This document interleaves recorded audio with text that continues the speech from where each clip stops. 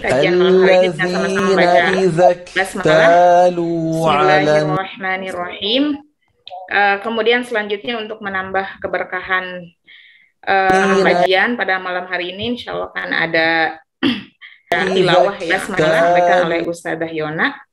Kepada Ustadzah Yona, apakah sudah siap? Insyaallah, Ustazah. Ya, baik. Silakan Ustadzah, tafadholi. Baik. Assalamualaikum warahmatullahi wabarakatuh. Insyaallah saya akan membaca surah Al-Baqarah ayat 183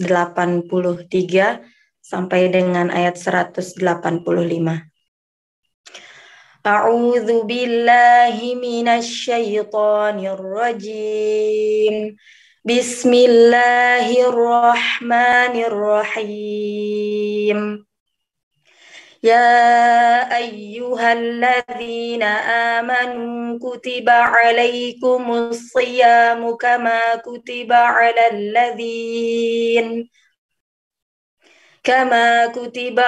الذين من قبلكم لعلكم تتقون أياما معدودات فمن كان منكم مريضا أو على سفر فعدة من أيام أخر وعلى الذين يطيقونه فدية طعام مسكين فمن تطوع خيرا فهو خير له وأن تصوموا خير لكم إن كنتم تعلمون شهر رمضان الذي أنزل فيه القرآن هدى للناس وبينات من الهدى والفرقان فمن شهد منكم الشهر فليصمه ومن كان مريضا أو على سفر فعدة من أيام أخر يريد الله بكم اليسر ولا يريد بكم العسر ولتكملوا العدة ولتكبروا الله على ما هداكم ولعلكم تشكرون. Shadaqallahul azim. Dengan menyebut nama Allah yang Maha Pengasih lagi Maha Penyayang. Wahai orang-orang yang beriman, diwajibkan atas kamu berpuasa sebagaimana diwajibkan atas orang sebelum kamu agar kamu bertakwa, yaitu beberapa hari tertentu. Maka barang siapa di antara kamu sakit atau dalam perjalanan lalu tidak berpuasa, maka wajib mengganti sebanyak hari yang dia tidak berpuasa itu pada hari-hari yang lain. Dan bagi orang yang berat menjalankannya, wajib membayar fidyah, yaitu memberi makan seorang miskin. Tetapi barang siapa dengan kerelaan hati mengerjakan kebajikan, maka itu lebih baik baginya, dan puasamu itu lebih baik bagimu jika kamu mengetahui. Bulan Ramadan adalah bulan yang di dalamnya diturunkan Al-Quran sebagai petunjuk bagi manusia dan penjelasan-penjelasan mengenai petunjuk itu dan pembeda antara yang benar dan yang batil. Karena itu, barang siapa di antara kamu ada di bulan itu, maka berpuasalah. Dan barang siapa sakit atau dalam perjalanan, dia tidak berpuasa, maka wajib menggantinya sebanyak hari yang ditinggalkannya itu pada hari-hari yang lain. Allah menghendaki kemudahan bagimu dan tidak menghendaki kesukaran bagimu. Hendaklah kamu mencukupkan bilangannya dan mengagungkan Allah atas petunjuknya yang diberikan kepadamu agar kamu bersyukur. Maha benar Allah dengan segala firman-Nya. Assalamualaikum warahmatullahi wabarakatuh. Waalaikumsalam warahmatullahi wabarakatuh. Jazakumullah khairan kepada Ustadzah Yona yang sudah mentasmikan surat Al-Baqarah ya. Mungkin kita semua di sini insya Allah sudah hafal semua ya ayat tersebut. Karena kalau menjelang Ramadan sering diulang dan dibaca ya oleh beberapa ustadz mungkin yang mengisi kajian ya. Baiklah was sekalian, insya Allah acara berikutnya mungkin ada sambutan ya dari Ustadzah Nusaibah. selaku founder Hufaz Online. Mungkin bagi teman-teman yang bukan dari peserta Hufaz Online nggak apa-apa ya. Nah, acara ini terselenggara, kajian ini yang menyelenggarakan adalah komunitas Hufaz Online ya. Nanti mungkin Ustadzah Nusaibah bisa sedikit menjelaskan. Oke, kepada Ustadzah Nusaibah, silakan Ustadzah. Ya. Bismillahirrahmanirrahim. Syukran kepada Ustadzah Umi. Sebelumnya suara saya jelas nggak? Ya, jelas Ustadzah. Alhamdulillah. Ya. Bismillahirrahmanirrahim. Assalamualaikum warahmatullahi wabarakatuh. Waalaikumsalam warahmatullahi wabarakatuh. Alhamdulillah. Alhamdulillahirabbil alamin. Innal hamdalillah nahmaduhu wa nasta'inuhu wa nastaghfiruh wa na'udzu billahi min shururi anfusina wa min sayyiati a'malina.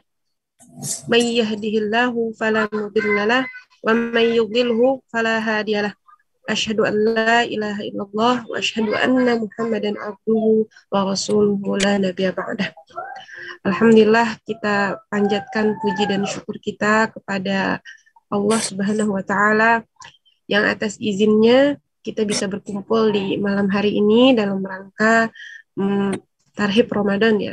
Dalam rangka menyambut kedatangan hari Ramadan dalam acara kajian yang akan disampaikan oleh Ustazah kita semua, Ustazah Nunu Mas'ulah, yang insya Allah akan memberikan banyak sekali semangat ya untuk kita yang akan segera menyambut bulan Ramadan ya, agar Ramadan kita lebih bertenaga lagi insya Allah ya.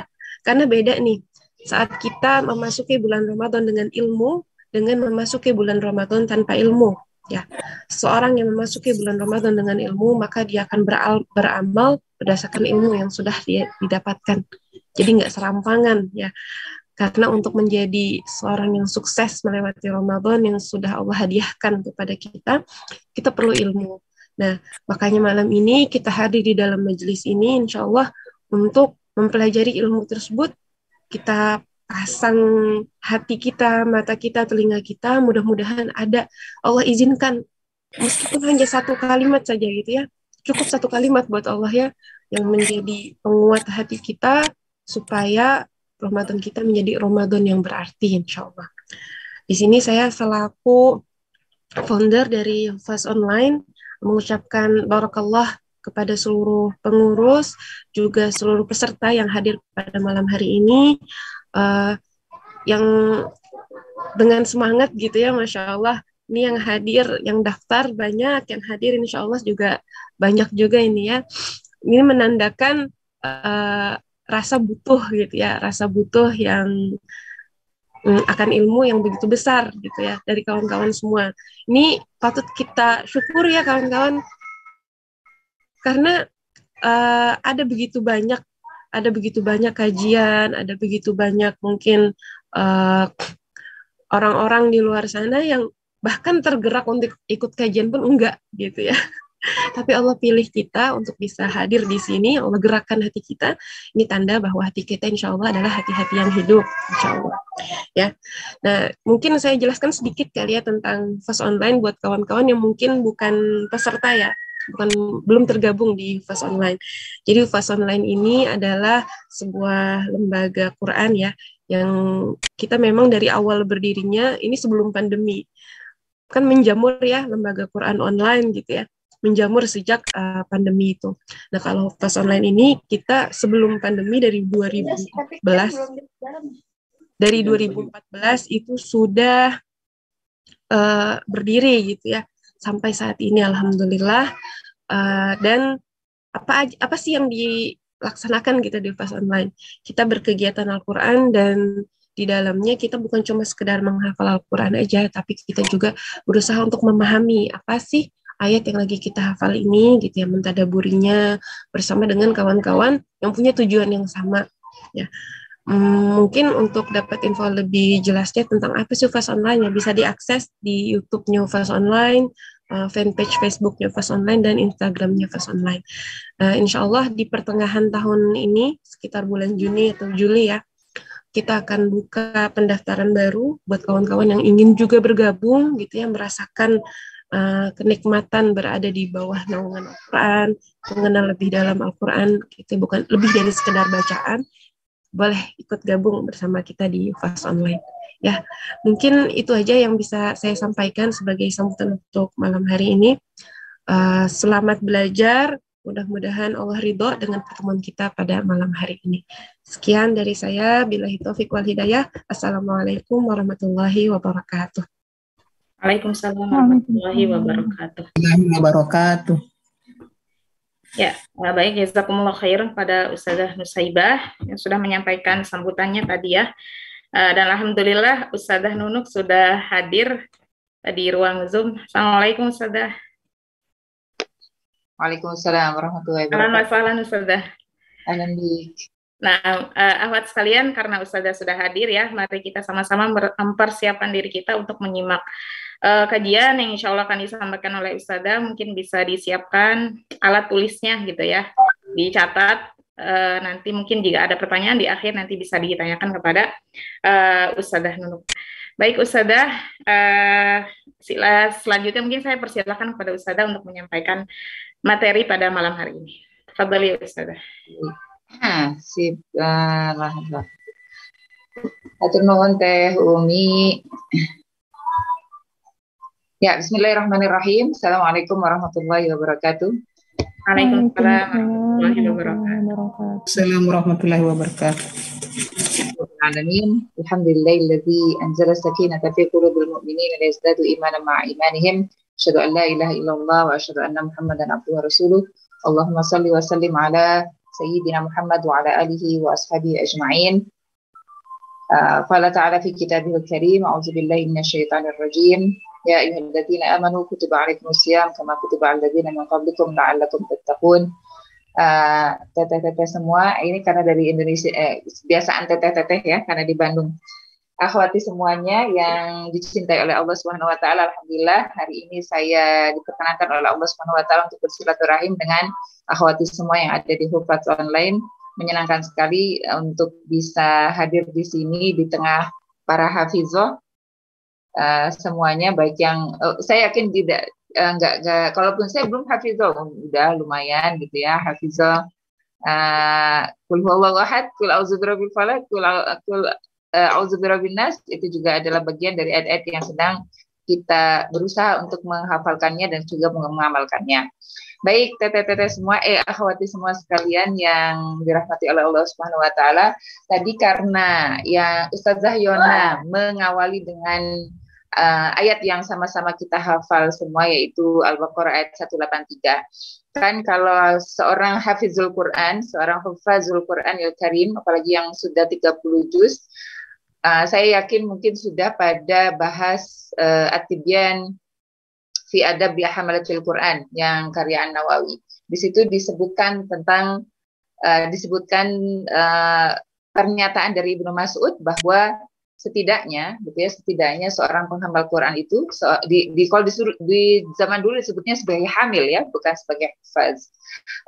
Seseorang yang membawa ayat-ayat Al-Quran, yang menghafal ayat-ayat Al-Quran, pasti harusnya tidak hanya sekedar hafal, tapi juga memahami apa yang dihafal. Dia itu menjadi penyeimbang di masyarakatnya. Dia menjadi penyeimbang di masyarakatnya. Ketika masyarakat lagi lalai, dia mengingatkan mereka. Ketika masyarakat tengah berlebihan dalam apapun, dalam ibadah, dalam apalagi yang hal-hal yang kaitannya dengan yang tidak manfaat, main-main, maka mereka juga harus bisa mengimbangi dan mengingatkan mereka.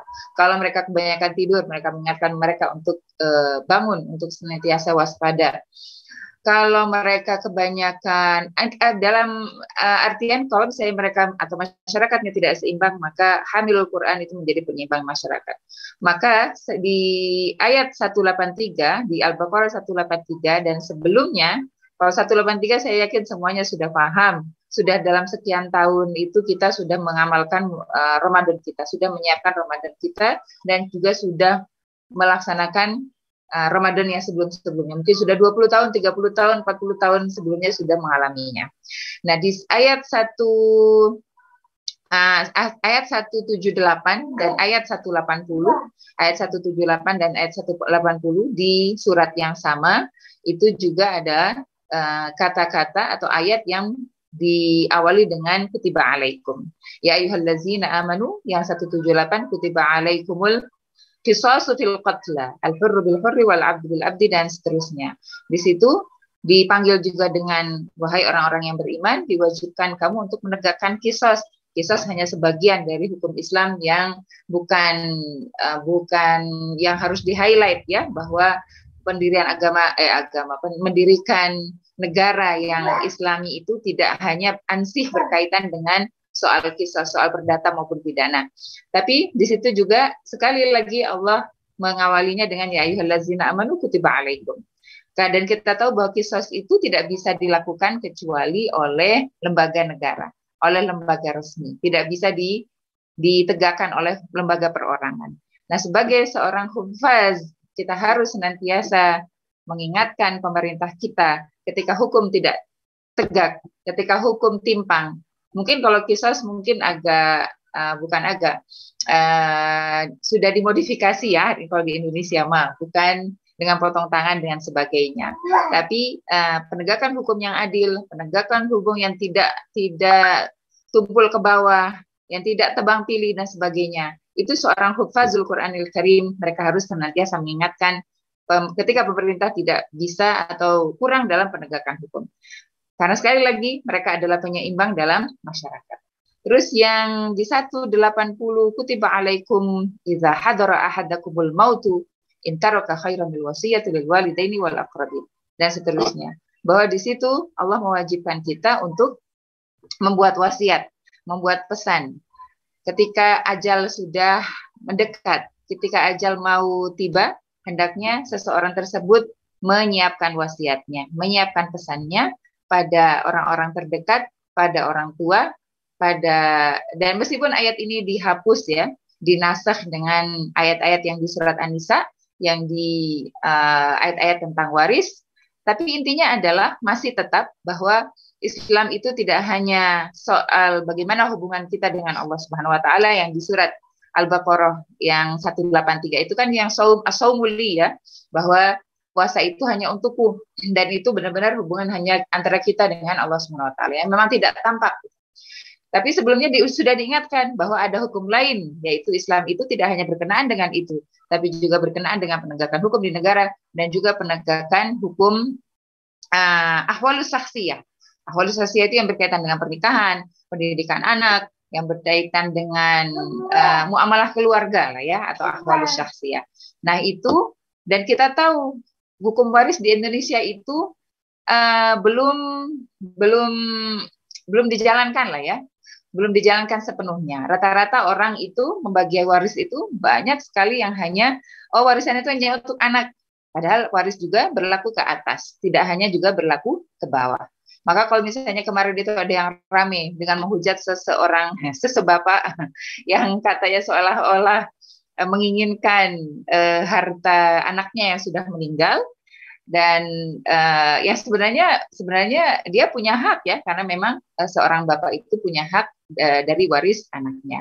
Intinya yang ingin saya katakan adalah bahwa sebagai seorang hafazul Quranil Karim, hamilul Quranil Karim, berapapun ayat yang sedang kita bawa, yang sedang kita coba untuk hafal dan kita amalkan, ketika kita sudah memahaminya, hendaknya ketika kita tidak bisa menegakkan dengan tangan, tapi kita punya lisan, kita punya pemahaman yang bisa kita suarakan bahwa ini adalah hukum-hukum Allah yang sekiranya kita tidak menegakkannya, tidak berjuang untuk beramar ma'ruf dan nahi mungkar, tentu azabnya tidak hanya bagi seseorang yang tidak melakukannya, tapi juga seseorang yang diam atas hal tersebut.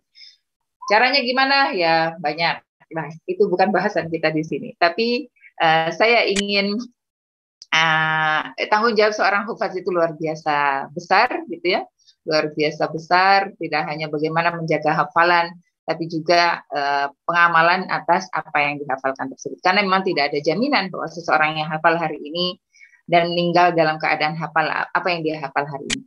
Ala kulli hal, terus kita balik lagi ke obrolan kita tentang Ramadan, sharing kita tentang Ramadan. Ada sebuah taruhlah mahfuzat gitu ya, yang dari seorang ulama, kun rabbaniyan la takun ramadhaniyan. Hendaknya kita itu menjadi seorang hamba yang Rabbani, seorang hamba yang orientasinya itu adalah Rabbnya, orientasinya itu adalah ridho Allah sepanjang bulan, sepanjang tahun, kan sepanjang bulan, sepanjang tahun, setiap hari, tidak hanya ketika Ramadan tiba. Betul Ramadan adalah spesial, betul Ramadan adalah sesuatu yang bulan yang harus kita istimewakan dengan amalan-amalan yang lebih, karena kita tahu di situ ada bonus, ada itu banyak hal yang Allah istimewakan di bulan tersebut. Tapi itu mungkin saya juga masih belajar bagaimana caranya agar setiap bulan itu setidaknya kalaupun tidak mirip-mirip amat, tapi tidak juga turun-turun amat gitu ya, tidak juga turun-turun amat apa yang menjadi kebiasaan bagus kita, kebiasaan baik kita pada saat Ramadan, itu menjadi juga kebiasaan kita setelah Ramadan. Dan juga mungkin tidak hanya sebagai sebuah kebajikan di 10 awal Ramadan, tapi 10 kedua dan 10 ketiganya mundur, mundur teratur karena mungkin tidak dijaga ritmenya, karena mungkin terlalu gitu ya, kata orang Sunda, terlalu ngoyo gitu pas di yang 10 pertama. Jadi pemanasannya karena terlalu panas maka dinginnya juga cepat. Tapi kalau orang tahu ilmunya bahwa 10 kedua, 10 pertama kita mulai, 10 kedua lebih meningkat, 10 ketiga sebagaimana Rasulullah SAW di 10 hari terakhir beliau mengencangkan ikat pinggang, membangunkan keluarganya dan juga menghidupkan malam-malam beliau. Hendaknya kita kalau sudah paham hal itu tentu harusnya yang 10 terakhir itu lebih giat lagi daripada 10 pertama dan 10 kedua. Minggu ini Masya Allah, tadinya saya sebelum masuk Zoom ini ya, gitu ke sini, ke Hufaz Online, apa iya gitu banyak malam-malam yang akan ikut kajian gitu kan, tarhib udah di mana-mana hampir tiap hari gitu ya, saya sendiri.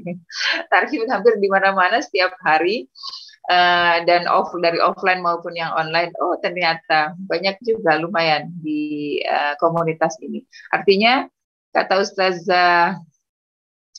Ustazah ketua tadi siapa lupa, Ustazah Nusaibah ya, Ustazah Nusaibah mengatakan karena memang ini bukan orang-orang pandemis, bukan orang-orang yang giat pada saat pandemi mulai, yang menjamur pada saat pandemi mulai dan bosan ketika sudah 2 tahun berjalan dengan kajian-kajian online-nya, tapi sudah istiqomah alhamdulillah dari tahun 2014 tadi ya Ustazah ya, Masya Allah. Jadi mudah-mudahan keistiqomahan para peserta atau para anggota di Hufaz Online ini juga bisa menularkannya di tetangganya, orang-orang terdekat dan masyarakatnya. Jadi tidak disimpan sebagai keistiqomahan sendiri. Ya, terus persiapan sebelum nanti kita bahas di akhir amalan-amalan apa yang terbaik di Ramadan, tapi sebelum itu kita bagaimana menyiapkannya dan mungkin bukan hanya menyiapkan, meningkatkan kualitasnya. Kalau kita bisa mengukur Ramadan kemarin kita apa, Ramadan yang tahun kemarin tuh yang pas pandemi lagi puncak-puncaknya itu, sisi terbaiknya yang mana yang harus kita jaga, sisi baik mana yang masih harus kita jaga, kalaupun tidak meningkat itu masih kita jaga. Dan sisi mana yang mungkin miss di kita, di sisi mana yang kurang di kita. Kalau kita pintar mencatat, kalau kita giat mencatat ya, kalau kita giat mencatat, saya kurangnya ini, lebihnya sepertinya ini dan ini dan ini misalnya ya. Itu kalau misalnya orang suka taruhlah kayak yang suka nulis diary dan sebagainya, itu bisa dievaluasi di situ. Jadi evaluasinya itu jangan cuma sekedar karena kita tuh rata-rata miskin data ya, rata-rata miskin data dan nggak ngatur gitu, nggak ya pokoknya asal masuk Ramadan ya asal tanpa visi misi gitu ya, nggak jelas gitu kadang.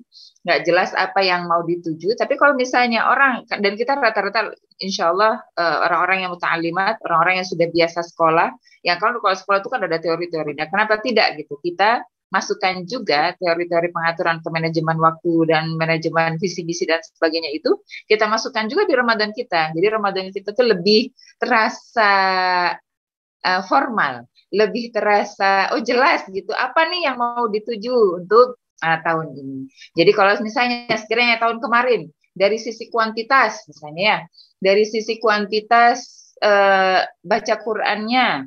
Kalau misalnya kemarin 2 kali hatamnya misalnya kayak mudah-mudahan lebih ya, 2 kali hatam, oh kayaknya bisa deh untuk tahun ini ala-ala Imam Syafi'i dibagi berapa gitu. Kalau beliau 60 kali, nah kita dibagi berapa lah, dibagi 30-nya beliau masih berarti 2 kali doang loh. Dibagi 20, nah, jadi 3 kali dan sebagainya. Bisa dilihat dari kualitas misalnya. Oh, saya kemarin ada teman yang gini, saya yang tahun kemarin itu nggak kuantitas sih, nggak terlalu sih, cuma 2 kali saja. Cuma saya alhamdulillah punya waktu lebih untuk nguplek lagi tafsirnya. Nah, nguplek lagi tafsirnya. Jadi setelah baca misalnya 1 juz, nah beliau sebisa mungkin 1 juz juga beliau baca tafsirnya. Jadi kenapa tidak seperti itu gitu. Jadi ada goal-goal tertentu yang ingin kita highlight gitu ya pada saat Ramadan sekarang yang mungkin pas Ramadan kemarin kurang. Kalau misalnya yang berlebihan harta atau kurang misalnya ya pas tahun kemarin itu kayaknya saya kebanyakan uangnya lebih ke belanjaan daripada kesedekahnya. Itu kan bisa dikatakan itu sesuatu yang kurang gitu ya dari yang Ramadan kemarin. Karena Rasulullah SAW kalau kita sekali lagi nyontek plek apa yang dilakukan Rasulullah, beliau itu lebih lagi dermawannya pada saat Ramadan. Hari biasa sudahlah dermawan, nggak pakai pikir panjang gitu ya. Blak, maka saking cintanya untuk bersedekah, maka pas Ramadan beliau lebih lagi dermawan daripada sebelumnya. Itu hal yang pertama. Jadi lihat lagi, ingat kembali, kalaupun tidak dicatat, ingat lagi Ramadan kita kemarin kualitasnya seperti apa, kuantitasnya seperti apa yang lagi kita inginkan, apa yang bisa sih nyontek ke sebelah gitu ya, kok kayaknya teteh itu bisa ya gitu, atau mbak itu bisa ya gitu, beliau dengan segini anak, mungkin ini ada yang mama muda, dengan segini anak, rumahnya masih rapi, ke masyarakat juga beliau open, ke kerjaannya juga luar biasa. Terus sepertinya beliau juga dengan Quran juga bersahabat gitu ya. Saya punya teman, beliau punya warung dan sepanjang menjaga warung itu beliau baca-baca tafsir Said Qutb, beliau baca Quran mah juga udah pasti gitu ya. Jadi tetap bisa meluangkan, padahal beliau anaknya juga banyak, tetap masih bisa tahu gitu apa yang menjadi prioritas ketika Ramadan. Nah, saya ini di share screen yang saya bagi di sini ada sebuah hadis yang saya yakin sudah pada tahu, man shoma Ramadan imana, barang siapa yang bersaum Ramadan, melakukan saum pada saat Ramadan dengan atas dasar iman, wahtisaban. Nah, ihtisaban itu kan dari kata hisab ya. Hisab itu kan hitung-hitungan. Jadi hitung-hitungan maksudnya hitung-hitung persiapan. Sekali lagi Rasulullah itu kalau lihat di perang, lihat di hijrahnya saja gitu kan. Bukan sekedar selesai tinggal terbang pakai ontak gitu kan, enggak. Tapi beliau step by stepnya per langkah itu beliau hitung-hitungannya betul-betul. Di peperangan lebih lagi ya. Detail sekali gitu. Sampai akhirnya menuju ke Madinah. Nggak sekedar cuman jalan, nyampe, lari gitu ya. Enggak, tapi ada persiapan yang luar biasa di balik itu semua sampai akhirnya hijrah beliau sukses dan setelahnya pun sukses. Jadi iman dan wahtisaban, ihtisabannya seorang perempuan apalagi karena kita ada haid, karena kita ada nifas, karena kita juga bisa jadi ada yang setengah istihadah dan sebagainya. Nah, ihtisabannya itu betul-betul kita ini, kalau misalnya kita bermazhab, pakai mazhab bahwa pada saat haid tidak melakukan ibadah-ibadah seperti baca Quran, misalnya, ada yang betul-betul tidak sama sekali ya, cuma zikir gitu, tidak murojaah dan sebagainya, tergantung mazhabnya. Nah, ini harusnya juga dia makin bisa mengukur gitu. Selain 7 hari yang haid itu, dia harus ngapain, atau pas hari haidnya juga ngapain gitu. Jangan mentang-mentang haid, bermazhab tidak ngapa-ngapain gitu ya, selain zikir, tapi juga lebih banyak berdekatan dengan tontonan misalnya, meskipun tontonannya bisa jadi halal, tapi kan kita ingin meminimalisir yang halal pada saat Ramadan. Meskipun saya tahu halal itu adalah hiburan hiburan yang paling hiburan yang Allah, kalau tanpa halal mungkin kita tidak bisa hidup gitu ya, karena manusia itu ada kejenuhannya, dan alhamdulillah Allah mengaruniakan kepada kita satu bentuk amalan maupun baik muamalah maupun muamalah sih ya rata-rata. Nah, dalam bentuk yang halal ini yang merupakan hiburan kita. Nah, kalau misalnya saumnya dan qiyamnya, kan ada juga yang riwayat man qama Ramadhana dengan iman dan ihtisab, penuh persiapan, penuh perhitungan, ghufira lahu ma taqaddama min dzambihi. Dan hadiahnya memang nggak ecek-ecek, diampuni segala sesuatu yang ia lakukan dari dosa-dosa yang terdahulu. Saya yakin kita bukan orang yang sok gitu ya, sok bahwa nggak punya dosa sama sekali. Dosa saya juga banyak banget, ya ke anak, ya ke suami, ya ke murid, ya ke masyarakat, ke tetangga. Kita tidak bisa itu berapa, ya baik yang disadari maupun tidak disadari. Jadi reward ini reward yang luar biasa ketika Allah, masya Allah, tidak lagi menganggap kesalahan-kesalahan kita, menghapus semua kesalahan-kesalahan kita, dan itu cukup dilakukan dengan persiapan iman dan persiapan data ini ya, persiapan untuk peningkatan kualitas, hitung-hitungan atas apa yang hendak kita lakukan pada saat Ramadan ini. Nah, yang selanjutnya, persiapannya apa? Persiapan nafsiyah dengan bersungguh-sungguh mendekat pada Allah Subhanahu wa taala dengan taubatan nasuha. Di ayat tentang taubatan nasuha yang di surat Tahrim ya. Tahrim apa tolak? Yauma ya ayyuhallazina amanu tubu ilallahi taubatan nasuha. Di situ dijelaskan bahwa yang bertaubat nasuha itu, takut saya salah. Taubatan nasuha. Nah, yang di situ saya terkesan dengan ayat ini yang surat Tahrim itu. Asa rabbukum ayyukaffira ankum sayyi'atikum wa yudkhilakum jannatin min tahtiha al-anhar tajri min tahtiha al-anhar yauma la yukhzillahu an-nabiyya wal ladzina amanu ma'ahu nuruhum yas'a baina aydihim. Saya terkesan dengan ayat yang berkaitan taubatan nasuha ini, selain bahwa Allah Subhanahu wa taala akan menghapus dosa kita dan memasukkan kita insyaallah di surganya. Saya terkesan dengan tarkib atau dengan susunan nuruhum yas'a baina aydihim wa bi aymanihim, bahwa nur mereka, cahaya mereka. Kenapa Allah selalu berbicara tentang yang berkaitan dengan alam setelah alam dunia ini, baik itu alam barzakh maupun alam akhirat, banyak yang berkaitan dengan nur. Karena nur ini yang akan memang menerangi kubur kita, nur ini yang dari amalan-amalan kita itu. Jadi baterainya itu tergantung, baterai dari nur ini itu tergantung amalan kita. Menerangi kita di surga, menerangi jalan kita di mahsyar sampai akhirnya masuk di surga insyaallah. Yas'a baina aydihim wa bi aymanihim. Allah katakan di situ yas'a. Yas'a itu kalau dalam bahasa Arab itu sa'yun. Sa'yun itu lari, agak bergegas gitu ya. Jadi saya membayangkan di sini masya Allah bahwa kalau nurnya aja bergegas, ini secara tersendiri ya, baina aydihim, di depan mereka dan di sebelah kanan mereka, maksudnya mengelilingi tubuh mereka, mengelilingi depan dan belakang mereka. Bahwa cahayanya ini sampai bergegas gitu, karena memang orangnya pun bergegas menuju surga. Jadi bukan jalan lenggang kangkung gitu ya, tapi jalannya itu benar-benar bercepat-cepat, saking memang kan ada memang yang seperti kilat gitu kan, jalannya menuju surga.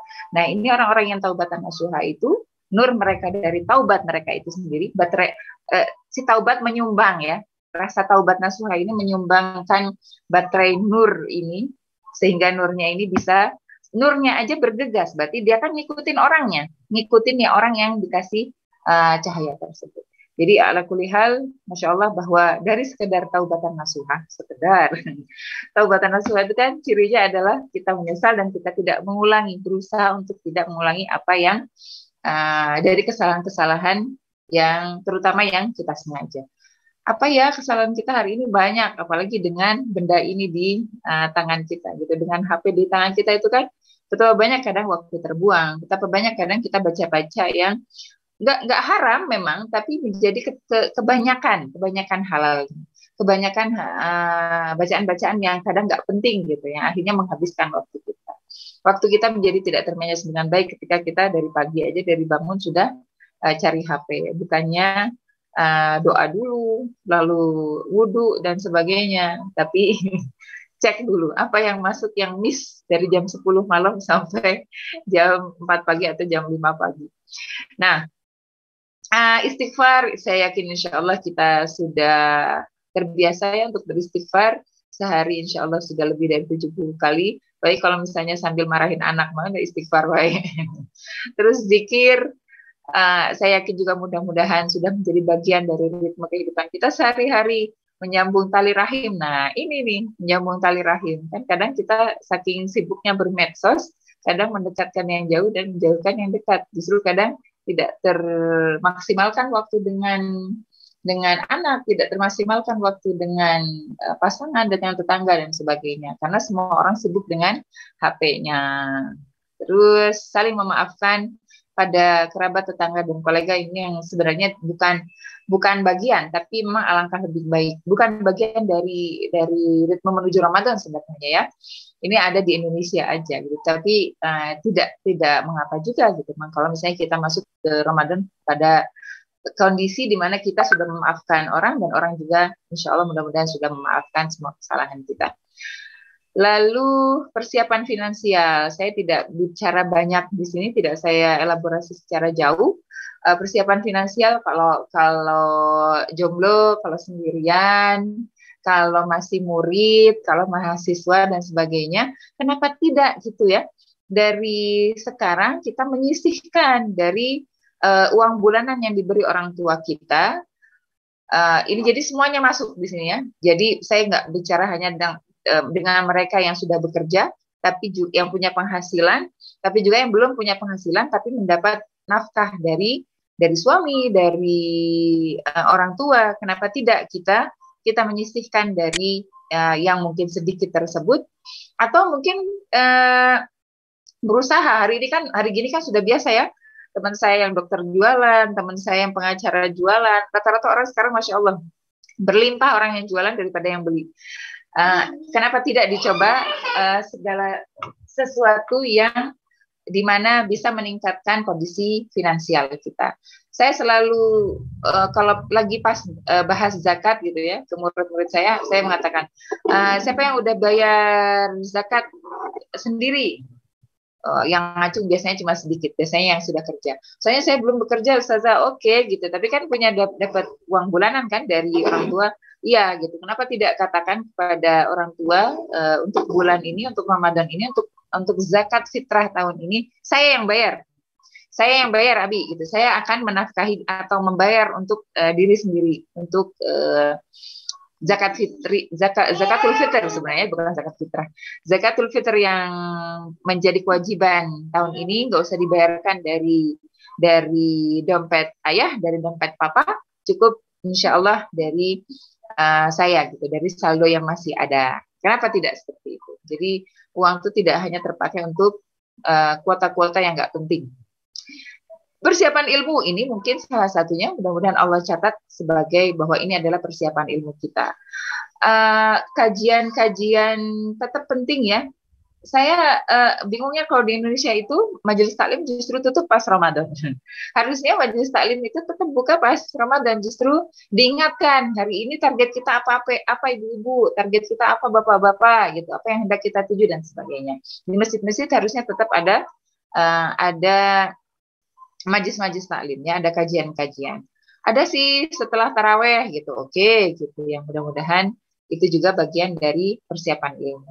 Cuman kadang memang tidak terstruktur ya di masjid-masjid kita. Mungkin ada yang masjid-masjid yang sudah terstruktur, tapi biasanya kalau masjid-masjid rakyat yang masih dikelola tanpa ilmu, tanpa manajemen masjid, hanya 1, 2, 3 masjid kan di Indonesia ini yang orientasinya atau pengurusannya itu diurus secara profesional. Rata-rata kalau masjid RT, masjid RW belum terurus secara profesional.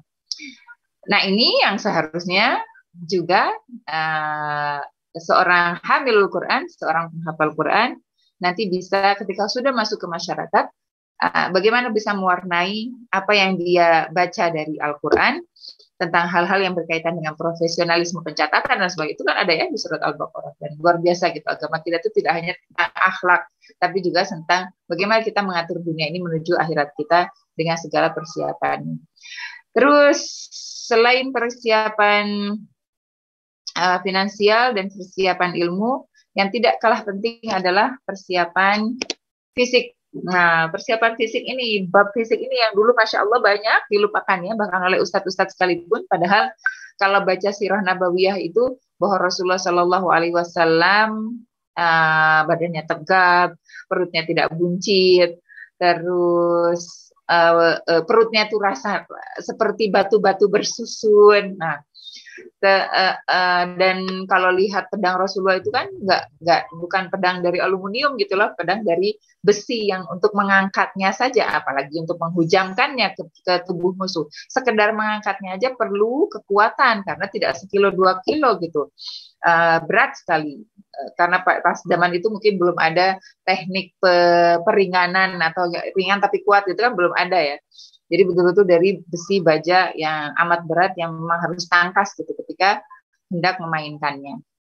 Dan bab persiapan fisik ini yang seharusnya sudah, saya bersyukur sekali bahwa hari ini ada banyak orang-orang yang sangat berperhatian gitu dengan kondisi-kondisi, karena memang di Indonesia ini, tidak hanya Indonesia, di mana-mana gitu ya, makanan kita itu sudah tercampur oleh banyak hal yang tidak perlu gitu, yang seharusnya betul-betul kita hindari.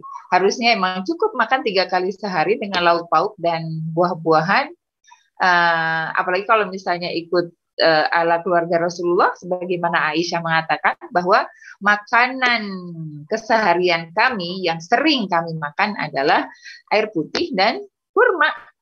Air putih dan kurma, karena memang orang sebenarnya bisa hidup dengan 3 kurma saja, itu orang bisa hidup. Betapa ajaibnya gitu ya, betapa ajaibnya kurma dan juga tubuh kita yang cukup dengan 3 kurma sama air putih itu sebenarnya kita sudah cukup, karena di kurma itu kandungannya banyak gitu. Tapi hari ini, dan bahkan kadang ya meskipun saya suka juga banyak akhwat yang bikin makanan-makanan kekinian yang sebenarnya memang ya di masa Rasulullah juga ada roti, tapi rotinya itu kan nggak kayak kita hari ini gitu ya, rotinya roti gandum yang utuh yang memang mengenyangkan gitu. Kalau rotinya bukan kayak roti tawar kayak di kita yang lembutnya luar biasa, yang isinya itu nonsens sebenarnya, isinya itu nggak ada apa-apanya. Teteh-teteh kalau misalnya makan aish atau rotinya orang Arab, itu tuh seharian itu dengan fullnya, dengan kacang-kacangannya, biasanya mereka makan di pagi hari, itu tuh cukup banget gitu ya, sampai sore nggak makan apa-apa, sampai malam nggak makan apa-apa, cuma minum saja itu sudah cukup. Itu betapa, dan kita itu di sini juga punya sebenarnya budaya-budaya untuk menghidupkan kembali makanan-makanan yang sebenarnya yang tanpa banyak pengolahan, tanpa banyak pengawet dan sebagainya, itu banyak ya yang justru hari ini kita justru lebih ke hal-hal yang sebenarnya nggak banyak diperlukan oleh tubuh kita.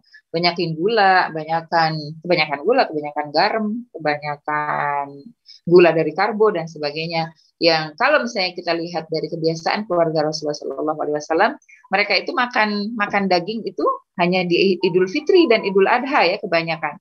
Adapun selain hari itu, kata Aisyah, kebanyakan apa yang kami makan itu hanya 2 hal itu, yaitu air putih dan kurma saja.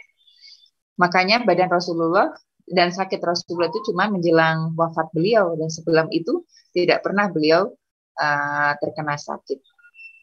Nah, setelah persiapan fisik, karena ibadah tidak mungkin tanpa persiapan fisik, meskipun Islam juga mengajarkan kita, membolehkan kita untuk sholat sambil duduk, sholat sambil duduk, sambil terlentang dan sebagainya. Tapi tentu yang lebih baik adalah karena al-mu'minul qawiyyu khairun wa ahabbu ilallahi minal mu'min dhaif wa fi kullin khair. Dan mukmin yang kuat itu lebih baik daripada mukmin yang lemah, dan tentu betul bahwa setiap mereka punya kebaikan. Tapi tentunya kalau misalnya dengan segenap tubuh kita dari ujung rambut sampai ujung kaki kita semuanya berkontribusi, semuanya bersatu padu untuk bisa beribadah secara maksimal, kenapa tidak? Dan itu tentunya dengan penjagaan tadi ya, penjagaan dalam sisi makanan. Dan bahkan bisa jadi apa yang dipelajari oleh teman-teman yang ahli gizi itu kadang nggak kepake oleh para ulama, karena rata-rata mereka itu karena saking sibuknya dengan ilmu, karena saking sibuknya untuk menulis, untuk bermujalasah, bermajelis seperti ini, mereka tuh cenderung makan itu ya seadanya dia, bahkan mungkin proteinnya kurang, bahkan mungkin tanpa sayur-sayur, cuman air dan kurma gitu ya, air dan buah kurma saja gitu, dan atau mungkin hanya roti dan air. Bahkan di beberapa riwayat tertentu Rasulullah makan acar dan air putih, makan acar dan roti, itu saja gitu. Tapi tidak pernah kita dengar bahwa mereka tidak produktif, tapi seproduktif itu gitu, dengan asupan yang cuman mungkin kalau menurut ahli gizi kurang gitu ya, karena tidak ada proteinnya, karena tidak ada sayuran, hanya apa dan apa gitu, tidak lengkap lah gitu. Tapi hari ini kita segala gitu, bahkan sudah diatur dan di kilo gitu, di onsin dan sebagainya. Intinya kita punya ilmunya gitu. Tapi sekali lagi, ketika iman sudah membara, ketika semangat untuk berilmu, semangat untuk beribadah, mencapai ridho Allah dan sebagainya, itu kadang malah mengalahkan segala-gala gitu ya. Dan saya lihat kalau ziarah ke para kiai, ke para syekh, baik di Indonesia maupun yang di luar Indonesia, itu mereka rata-rata emang kayak nggak terlalu perhatian gitu ya dengan asupan makanan, justru minimalis sekali gitu apa yang mereka konsumsi, yang bahkan saking berkahnya waktunya gitu ya, jadi bisa dengan cuman konsumsi berapa teguk air dan beberapa potong roti atau beberapa suap nasi, tapi mereka bisa melakukan begitu banyak hal dalam kegiatannya setiap harinya. Dan seorang Asy-Syafi'i misalnya bisa 60 kali khatam, dan juga Bunda Aisyah bisa berapa kali khatam, lebih dari 2 kali khatam dalam bulan Ramadan. Itu kan menunjukkan bahwa mereka Masya Allah berkahnya waktunya, sehingga bisa melakukan yang demikian itu. Jadi kalau kita pikir-pikir, masa sih bisa gitu, saya mau coba gitu kayak udah ngehangeho gitu, terus kayak nggak ada waktu untuk keluarga, nggak ada waktu berdiskusi. Jangan bandingkan waktu kita dengan mereka. Mungkin sama-sama 24 jam, tapi keberkahannya yang berbeda. Nah, ini tentang selanjutnya 10 hal yang membuat kita mudah-mudahan semangatnya itu kalaupun tidak naik ya, setidaknya rata gitu ya, setidaknya lurus aja. Kalau bisa tidak turun. Kalau bisa rata dari hari pertama sampai hari terakhir. Apalagi kalau misalnya diputus dengan haid, harusnya setelah haidnya bisa lebih semangat lagi daripada hari pertama sebelum haid. Nah, yang pertama adalah bab ikhlas itu Masya Allah ya, di banyak amalan itu pasti harus memang menjadi dasar dari semua perbuatan, semua ibadah kita. Ikhlas dalam saum hanya untuk Allah SWT, karena Allah mengatakan dalam hadis qudsi, as-saumu li wa ana ajzi bihi. Jadi saum itu hanya untukku, karena ini ibadah yang nggak kelihatan. Kalau orang hafal Quran mungkin kelihatan, orang baca Quran kelihatan, orang sholat kelihatan, orang zakat bisa jadi kelihatan. Tapi saum, bibir kering juga bisa dibikin ya. Lemas-lemas mungkin orang bisa bikin, tapi yang hanya tahu bahwa saum kita betul-betul ikhlas hanya untuk Allah SWT, hanya kita dan Allah SWT yang tahu. Kita pun bisa merasakan gitu, saum kita hari ini penuh keluh kesah nggak gitu. Saum kita hari ini yang terbayang pas sore-sore atau pas siang hari lagi panas-panasnya itu apa gitu yang kebayangnya. Kalau kebayangnya adalah bala-bala menari-nari, bisa jadi. Nah, saumnya itu saum ya yang itu yang hanya menahan lapar dan dahaga. Tapi kalau misalnya kita ingatnya Allah Subhanahu wa taala, ingatnya adalah balasan Allah Subhanahu wa taala di pintu Ar-Rayyan, dan juga nanti bersama Rasulullah Shallallahu Alaihi Wasallam dengan para sahabat, para aulia, para salihin di surga dan sebagainya. Yang kita bayangkan nanti air itu bukanlah air putih, tapi air putih di dunia, tapi air dari telaga Kausar. Itu bisa jadi membuat motivasi kita untuk tidak berkeluh kesah pada saat Ramadan, yang juga membuat kita tidak bermalas-malasan pada saat Ramadan, gitu ya. Ya ini menjaga panasnya ikhlas ini bagaimana untuk tidak dingin. Dua, tahu bahwa Nabi mengabarkan kegembiraan datangnya Ramadan pada sahabatnya. Atakum syahrul Ramadan, syahrul mubarak, dan sebagainya, yang ada riwayat tersebut bahwa Rasulullah SAW ketika datang bulan Ramadan, beliau memberikan kabar gembira ini kepada sahabat-sahabatnya dan menjelaskan bahwa setiap orang, kalau saja mereka tahu apa yang ada di Ramadan, tentu mereka menginginkan bahwa setiap bulan itu adalah Ramadan karena keberkahannya yang luar biasa. Dan ini Nabi ngomong seperti itu karena beliau dibukakan sedikit dari kegaiban. Kita mungkin yang tidak tahu alam gaib, tidak tahu bentuk keberkahannya itu seperti apa, mungkin tidak bisa menyelami kata tersebut. Tapi kalau misalnya tahu bahwa Nabi itu adalah seseorang yang, kan di surat Al-Jin itu ya, Allah membukakan pintu-pintu gaibnya itu kepada orang-orang yang diridhoi, dan salah satunya adalah para Rasul.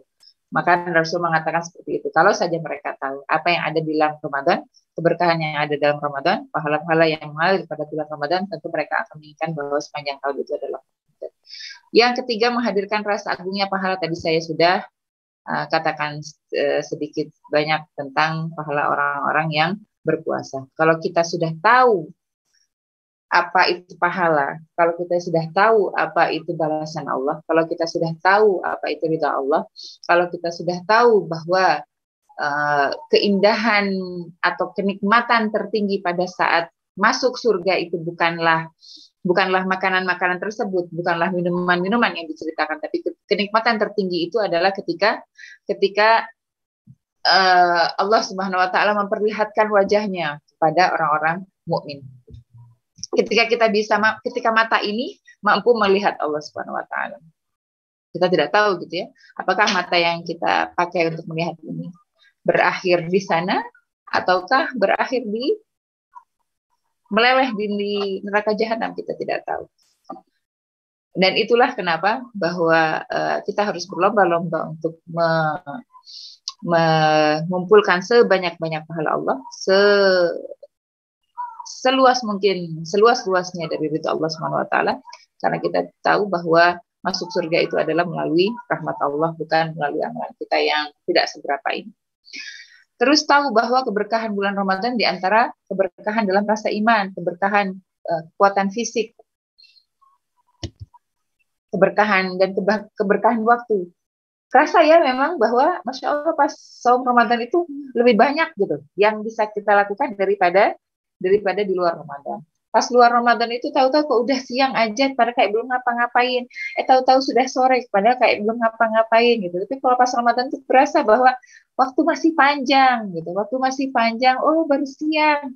Tapi tadi alhamdulillah udah apa namanya sudah baca Quran. Tadi sudah beres-beres, tadi sudah ya tinggal inilah ya, tinggal makanan juga kalau misalnya kita tidak rumit gitu kan. Sekedar ada untuk berbuka, sekedar meskipun mungkin bisa diistimewakan sedikit, tapi sekali lagi keberkahan yang luar biasa, terutama keberkahan waktu. Kalau kita sia-siakan dengan banyak bermuamalah dengan medsos dan sebagainya, kan tentu tidak haram, tentu juga ada banyak manfaat juga di situ. Tapi kalau misalnya kita berlebihan di sana dan menyampingkan keistimewaan lain, tentu menjadi sebuah kerugian. Terus yang keenam, menghadirkan berbagai keistimewaan Ramadan. Bau mulut shaim lebih wangi di sisi Allah daripada minyak misik, daripada parfum apapun di dunia yang termahal sekalipun. Para malaikat memohon ampun untuk shaimin sampai mereka berbuka. Nah, di antara yang harus kita jadikan visi misi Ramadan kita, nanti ada di akhir saya sebutkan satu persatu, setidaknya menjadi contoh untuk membuat visi misi pada saat Ramadan. Kita mungkin sering meremehkan takjil, ya. Kita mungkin meremehkan takjil. Padahal takjil itu di situ ada keberkahan yang luar biasa. Nah, ini para malaikat memohon ampun untuk para shaimin sampai mereka berbuka. Jadi memahami takjil itu, nah kalau di Bandung takjil itu kolaknya, memahami takjil itu betul-betul menyegerakan gitu. Jadi begitu terdengar Allahu Akbar itu langsung hap gitu. Kalau bisa tuh depan itu udah ada makanan kita, sudah ada air sama sudah ada kurma. Jadi begitu azan berbunyi itu langsung Bismillahirrahmanirrahim, langsung minum dan langsung makan satu kurma, kita nikmati sampai 3 butir kurma dan kita mengatakan zahabat zama'u wa tallatil uruq wa sabatal ajr insyaallah. Itu atau yang Allahumma barik lana fi Allahumma barik lana. Allahumma lakasumtu wa bika amantu ala rizqika aftartu, itu setelah ya, bukan pas sebelum minum doanya. Karena di situ Allahumma lakasuntu, untukmu aku sudah berpuasa dengan fi'lun madhi di situ. Wa bika amantu, dan padamu aku beriman. Wa ala rizqika aftartu, dan atas rizkimu lah aku telah berbuka. Jadi bukan sebelumnya. Nah, kita cukup bismillah yang di depan, langsung segerakan masuk minum, langsung segerakan kurma atau yang lain yang ada yang sudah sampai di rumah kita, itulah rezeki kita. Baru setelah itu berdoa sebanyak-banyaknya, sebisa mungkin cuma 1 butir, 1 gelas minum dan 3 butir kurma. Kalau bisa itu aja gitu, tanpa harus. Saya sedang pengen sebenarnya, pengen sekali. Tapi kalau sekarang mungkin karena lagi menyusui juga, mungkin nggak bisa juga. Kalau saya percaya dengan keberkahan bisa aja ya. Dengan 1 gelas dan 3 butir kurma itu rasanya memang beda luar biasa gitu, daripada sudah dipenuhi dengan gorengan, sudah dipenuhi dengan kolak, sudah dipenuhi dengan hal lain-lain. Itu pas maghribnya aja itu udah beda, karena sudah berat di perut, sudah berat di dada, jadi nggak maksimal. Tapi kalau kan namanya juga saum itu nahannya itu harusnya, filosofi nahannya itu tidak hanya tidak hanya pas puasanya, tapi harusnya ngefek sampai setelah berbuka, bahwa sifat menahannya itu harus tetap ya, apa bagusnya kalau cuma menahannya itu sebelum maghrib, setelah maghrib tidak menahan di sini dalam artian bukan nggak makan sama sekali, tetap harus makan, tetap harus takjil, tapi tidak dengan berlebih-lebihan dalam iftarnya maupun pas sahurnya. Ya, lanjut, apalagi kalau misalnya kita ingin mengcopy paste apa yang dilakukan oleh Rasulullah. Terus Allah menghias surganya setiap hari. Pintu-pintu surga dibuka dan pintu neraka ditutup. Kemarin ada pas saya ngisi tarhib itu ada seorang ibu yang bertanya, Ustadz, dengan Ustadz dan saya satu-satunya ustazah di situ.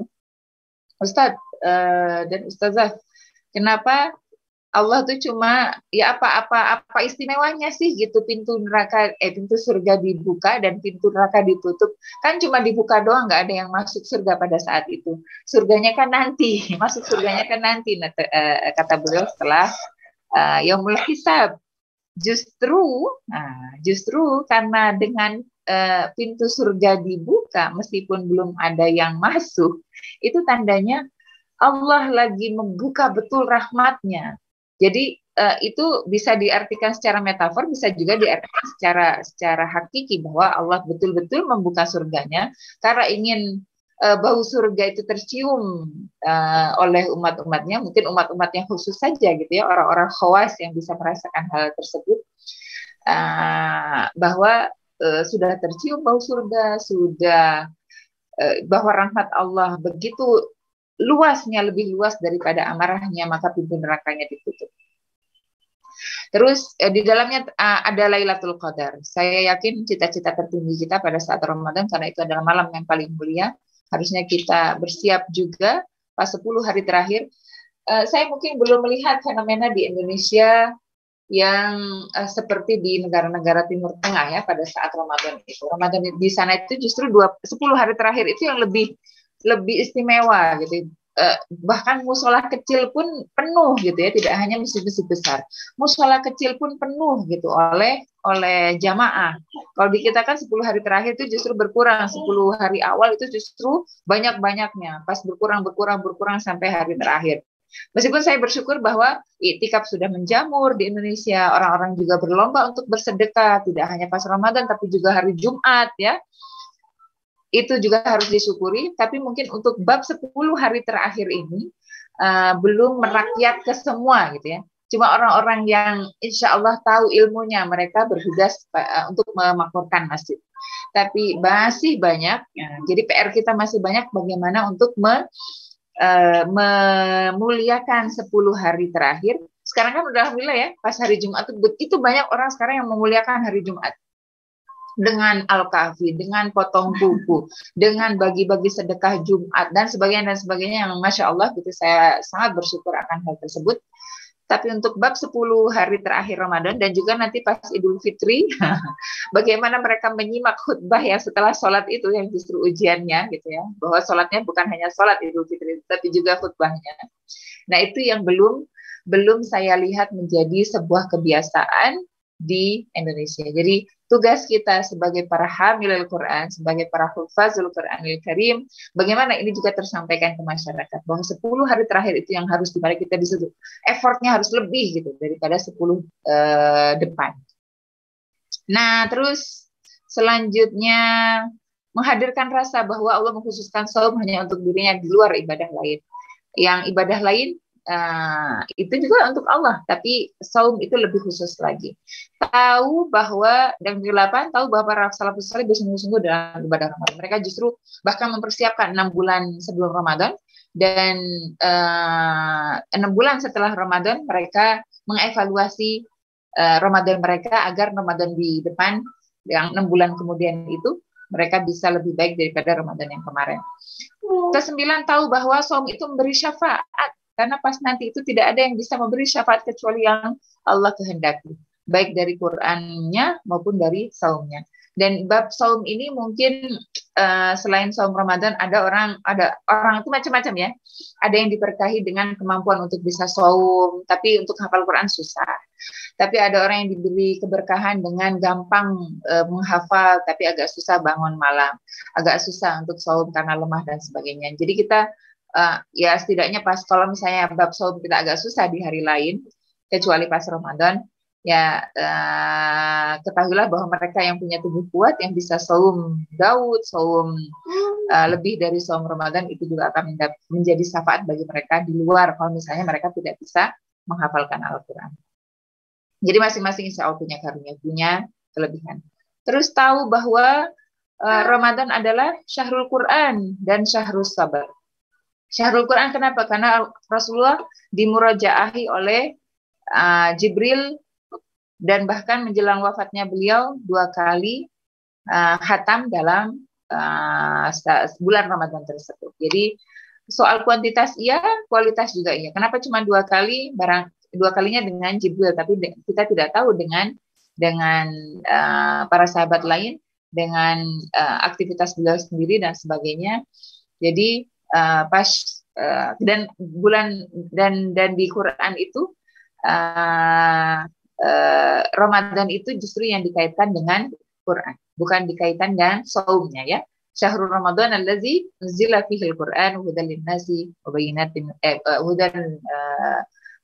minal huda wal furqan. Di situ dijelaskan bahwa kata Ramadannya atau nama Ramadannya itu justru dikaitkan dengan Qurannya, bukan dikaitkan dengan siamnya. Bukan berarti Ramadan, berarti nggak perlu saum tapi baca Quran nggak gitu juga. Waktu saya udah cukup? Kayak masih. Oh masih ya. Kayak barusan kayak ada yang ngomong. Ya itu yang setidaknya kita harus tahu yang 10 hal tersebut agar api ikhlas dan api semangat menjemput Ramadan dan mengisi hari-hari Ramadan itu setidaknya bisa tetap terjaga gitu ya. Kalaupun tidak lebih membara tapi tetap terjaga apinya itu sampai nggak padam atau lebih melemah gitu pada saat akhir Ramadan. Nah ini setidaknya sedikit tentang visi misi kita pada saat Ramadan yang bisa dirubah, bisa ditambah, bisa dikurangi, bisa lebih di highlight pas yang bagian mana. Kalau saya mau saya highlight bagian nomor 8 dan nomor 7 misalnya. Nah, yang pertama adalah takhirus sahur. Sahurnya diakhirkan. Sahurnya diakhirkan karena kita ingin lebih banyak. Biasanya enak tuh kan kalau bangun itu, kalau bangun 3:30 itu udah ke telat ya. Malah kalau 3:30 baru bangun, ya sholatnya belum lagi nyiapin makan. Ya meskipun makannya nggak gimana-gimana, tetap perlu waktu. Gitu. Ada paling enak kalau menurut saya dengan keluarga dengan 3 anak, paling enak itu 2:30. 2:30 bangun, jam 2 kalau bisa sudah bangun. Sholatnya jadi lebih santai gitu ya, lebih santai. Nanti sahur juga nggak cepet-cepet. Pas subuh itu sudah minum, udah sikat gigi. Bukan sikat gigi setelah sahur itu lebih enak menurut saya gitu, karena teratur gitu ya, karena nggak cepet-cepetan gitu ya, nggak buru-buru. Jadi pas masuk ke mulut juga atau masuk ke tenggorokan itu baik minum maupun makanan itu tercerna dengan baik, tidak buru-buru juga. Jadi takhirus sahur ya kira-kira jam 4-an kalau misalnya 4:30 subuhnya, jam 4 atau ya 4:15 ya, tergantung makanannya apa. Kalau cuman yang minuman sama makanan yang tidak terlalu berat ya saya kira 15 menit 20 menit juga cukup. Terus takjilul iftar. Tadi sudah dibahas sedikit bahwa bagaimana kita betul-betul menyegerakan iftar tersebut dengan sudah menyiapkan minum dan 3 butir kurma atau apapun yang kita santap begitu azan berbunyi. Jadi, karena kita ingin betul-betul keberkahan pada saat takjil tersebut. Terus 3 qiyamul lail, sudah jelas. Ada yang mungkin bertanya, ada yang mengatakan bahwa qiyamul lail itu cukup tarawih karena tarawih itu qiyamul lail. Allah tidak membatasi berapa sholat yang hendak kita lakukan. Karena ada sholat mutlak, kalaupun misalnya tarawihnya sudah yang 11 rakaat ataupun yang 20 dan sebagainya. Atau mau ikut yang pas malam saja. Hal intinya adalah kita tidak tertinggal untuk qiyamul lail. Tidak hanya sholat isya selesai. Kalau cuma sholat isya, ya apa bedanya dengan pas luar Ramadan gitu kan? Kita ingin mengistimewakan bulan ini. Yang mudah-mudahan terbawa sampai setelah Ramadan. Terus qiyamul lail sebentar. Saya ini sayang.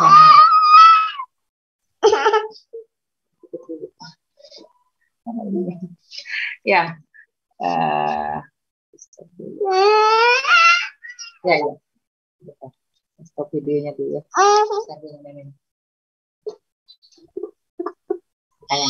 Ya, misi kita yang keempat adalah setelah qiyamul lail adalah tilawah ya. Tilawah itu tilawah ini harusnya untuk orang yang hufaz, para hamilul Quran, harusnya beda dong dengan yang awam ya. Saya punya teman-teman hufaz itu Masya Allah emang kalau untuk bab menjaga yang bukan yang apal buang tapi bab menjaga ya rata-rata mereka itu minimal 1 hari itu ya 10 juz 1 hari, jadi 3 hari khatam. Bahkan ada teman yang bisa sehari satu kali khatam, karena memang kita baca dengan tartil pun nggak memerlukan 24 jam sebenarnya ya. Kan kita bisa, jadi beliau itu seorang teman ini, mungkin ibu di sini yang lebih banyak inilah ya yang hafizah, sambil beres-beres murojaah, sambil sambil beres-beres murojaah selama bukan di tempat-tempat najis gitu. Sambil cuci piring murojaah, sambil masak murojaah, sambil apapun lah ya, sambil gendong anak apalagi. Bisa itu. Karena memang kalau misalnya kita coba setel murotal aja, itu nggak perlu 24 jam. Bisa dikecilin nggak? Tidak perlu 24 jam sebenarnya untuk membaca 1 kali khatam. Tapi sekali lagi, ini kemampuan orang beda-beda. dan waktu orang juga berbeda-beda, kualitas keberkahannya juga beda-beda. Jadi kita bisa ngukur ya. Mana jangan pernah untuk meng-highlight sebuah amalan di mana akhirnya kita di situ bisa jadi belum mampu, tapi kita mengabaikan hak-hak yang lain, mengabaikan kewajiban-kewajiban lain. Jadi selama kewajiban yang lain terhandle juga, maka silahkan gitu lebih meningkatkan jumlah tilawahnya. Kalau yang masih muda-muda terus belum punya urusan kerjaan, belum ada urusan keluarga, saya yakin harusnya mereka punya banyak waktu yang lebih gitu. Tapi tinggal siapa nih emang, karena ada yang milenial atau Gen Z hari ini atau Gen X, Gen apalah habis itu ya. Yang hari ini mereka lebih banyak beramah tamah dengan gadgetnya gitu daripada dengan hal-hal yang seperti ini. Nah, bagaimana meminimalisir hal-hal tersebut? Nah, itu yang nanti di yang nomor 8 ya. Nomor 5, zikir dan doa itu udah jelas. Sebisa mungkin, kalau bisa tuh di jam gitu ya, di jam dari awal sahur sampai sahur lagi, untuk bisa mengingatkan kita bahwa kita punya target tertentu di Ramadan ini, target-target besar di Ramadan ini. Belum lagi kalau misalnya berorganisasi gitu ya, pasti kan ada kajian-kajian, ada bikin acara baksos lah, bikin acara apalagi yang jadi amil zakat di masjid dan sebagainya. Berarti kan punya amalan-amalan lain, punya kegiatan-kegiatan lain selain kegiatan pribadi. Nah, itu kan kalau manajemen waktunya tidak bagus ya, tidak akan bisa tercapai semuanya. Target-targetnya bisa jadi terlewati. Dibikin jadwal, terus ya bab sampai zikir dan doa ini kalau bisa kita jadwal betul gitu. Kita jadwal betul. Mungkin kalau hari ini mungkin ada tasbih yang digital itu yang dipakai sebuah cincin. Saya sih nggak ini ya. Bagi saya yang seperti itu bukan dalam rangka untuk banyak-banyakan, tapi alat itu kadang mengingatkan kita. Kalau saya mungkin nggak biasa dengan tasbih digital, tapi mungkin dengan jari. Nah, jari kita itu kalau misalnya kita jadikan ini kita asosiasikan sebagai alat tasbih gitu. Sekedar melihat ruas jari saja kita sudah bisa, oh subhanallah, alhamdulillah, wala ilaha illallah, wala haula wala quwata illa billahil azim. Jadi ingat ini tuh, ingat jari itu bukan ingat keyboard ya. Tapi ingat jari ini, oh ruas ini adalah alat saya untuk, atau sesuatu yang mengingatkan saya untuk berzikir pada Allah Subhanahu wa taala. Terus zakat, infak, sedekah ini tentu harus ada persiapan finansial yang luar biasa untuk hal tersebut. Tapi Masya Allah, ada orang-orang yang Allah ceritakan di surat Al-Insan, wa yut'imuna at-ta'ama 'ala hubbihi miskinan wa yatima wa asira. Ada orang-orang yang diberkahi oleh Allah Subhanahu wa taala bukan kelapangan rezeki. Mereka bukan memberikan makanan itu bukan karena kelapangan rezeki, tapi memang karena suka, ala hubbi, karena cinta untuk bersedekah, cinta untuk memberi makan pada orang lain, cinta untuk berbagi gitu kepada orang lain. Jadi Allah katakan di situ pakai ala hubbi agar tidak terbersit di pikiran kita untuk memahami ayat tersebut bahwa oh orang ini banyak sedekah, banyak ngasih makan karena memang banyak uang. Padahal tidak semua ya. Ada orang-orang yang Allah karuniai kecintaan terhadap sedekah, bahkan pada saat dia tidak punya juga, dia lebih mengutamakan orang lain daripada dirinya. Nah, bab-bab yang seperti ini sebenarnya persiapan finansial itu bukan soal kadang berbanyak-banyak, meskipun ya untuk menjadi kaya juga kenapa enggak gitu. Betapa banyak sahabat seperti Ibnu Umar misalnya. Beliau berdagang, beliau berniaga itu bukan dalam rangka berlebih-lebih gitu, tapi beliau hanya mengambil secukupnya dan selebihnya adalah ya untuk orang lain. Kalau misalnya pendapatan beliau 100 juta, beliau cuma 1 juta ambil, 99-nya ya untuk orang, dan tetap bergiat gitu dalam hal tersebut. Dan kita tahu Ibnu Umar itu orang yang ibadahnya juga sangat ketat gitu ya. Bahkan cenderung disebut sebagai mutasyaddidin gitu ya. Kelompok orang-orang yang ekstrim gitu, yang agak-agak ketat dalam rangka beribadah, tidak meremehkan, maksudnya tidak menggampang-gampangkan. Terus yang selanjutnya perbanyak amal saleh dan sunnah. Coba di klasifikasi, bukan di klasifikasi, di nomor apa sih amalan-amalan sunnah, amalan-amalan saleh yang belum menjadi kebiasaan kita, amalan-amalan kayak gini aja, ada Masya Allah manfaat dari bergaul gitu ya, manfaat dari bergaul, bermajlis dan bermuamalah dengan banyak orang. Saya juga kenal ada seorang ibu yang dia bisa memasak 100 bungkus makanan, bukan 100 bungkus makanan ecek-ecek gitu ya, yang agak lumayan gitu, 100 bungkusnya itu tiap Jumat, terus rutin beliau lakukan sudah lebih dari 10 tahun dengan tangan beliau sendiri. Nah, untuk hal yang ini bukan saya banget gitu ya, bukan saya banget untuk bisa masak segitu banyak untuk orang, apalagi sendirian gitu ya, tanpa bantuan orang. Dan itu juga beliau tidak meninggalkan amalan-amalan yang lain gitu, yang lain juga tetap masih beliau jalankan dengan baik. Iya. Itulah pentingnya kadang kita syukur gitu. Sini pipis sini. Mami berat ini mau naruh. Masih banyak orang-orang yang Masya Allah dikaruniai Allah keberkahan tangan sehingga bisa melakukan hal yang kok saya nggak bisa ya gitu. Tapi karena melihat orang juga bisa, mungkin saya juga bisa insya Allah. Nah, kalau misalnya kita ingin melihat bahwa saya kurang di sini nih, belum gitu imun atau amalah hobi. Kalau saya mah cenderung beli yang udah bisa dibeli, siap beli, tinggal kasih, atau kan sekarang banyak ya zakat-zakat online dan sebagainya gitu. Nah, yang gampang-gampang seperti itu. Tapi kenapa enggak gitu, suatu hari kita berupaya dengan tangan kita sendiri, bukan karena yang termudah ya, tapi kita ingin memberikan yang terbaik.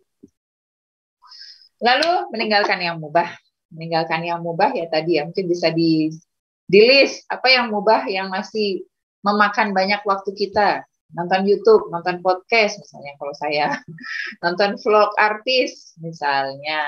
Kalau sekarang sih sudah goodbye lah. Dulu sempat pernah yang artisnya juga bukan artis yang ya masih oke untuk ditonton lah ya, yang masih Islami dan sebagainya.